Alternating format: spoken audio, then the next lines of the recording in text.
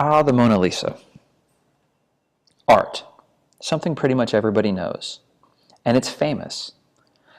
And as we all know, it's famous for being famous, amongst other things. And it's been well copied many, many times. Is that copying something we should talk about? Sure.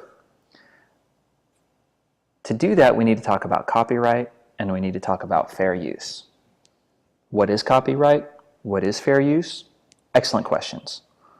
One thing to know, when you make something that is original content, that material is automatically copyrighted as soon as you record it in some way, be it on Canvas or as an audio recording, for examples. That means nobody can go all willy-nilly on your art and do whatever they want. Or can they?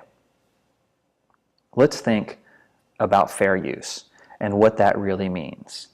Fair use is a limitation and exception to the exclusive right granted by copyright law to the author of a creative work. In the United States copyright law, fair use is a doctrine that permits limited use of copyrighted material without acquiring permission from the rights holders.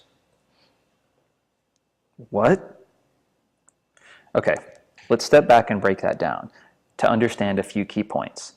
If you want to do something such as news reporting, creating a critical commentary, creating a parody, or you're teaching some concept, and really, to a certain extent, almost any educational use, chances are you are within your fair use rights if you use the content for a limited time and you use it in some sort of transformative way.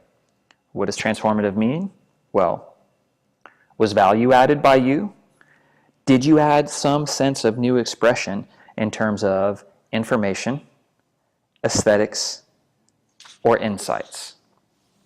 If so, you are likely in good shape. One thing to remember, most student use is okay. Just don't try to make any cash money off your work or lessen the value of the original content that you drew your inspiration from. And then there's appropriation, which is the use of pre-existing objects or images with little or no transformation applied to them. Inherent in our understanding of appropriation is the concept that the new work recontextualizes whatever it borrows to create the new work. Again, what? Well, let's step back and take a look at a few famous examples. I mean, we are in the art studio, so let's look at some art examples. First, you have Duchamp.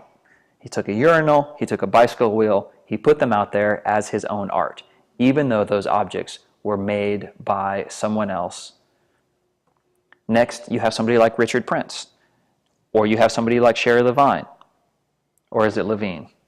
Anyway, both took previously existing works, rephotographed them, and presented them to the art world. Appropriation is just very slightly different than fair use. Depending on how you're using it, depends on how you use it. So at this point, you may be asking yourself, but like, then what is original content then, Breh? Well, think of it like this if you want. To be basically safe, take A plus B and you get, well, something different. Putting two or more things together gives a new thing, and that's really what you're after. So, if you're hanging out with your friends thinking, well, I'm a maker too. How about this? Wake up, drink your coffee, eat your breakfast, get your ideas, however those ideas come to you, and create however you best see fit for that idea. It really doesn't matter. If that means combining multiple already existing things together, cool.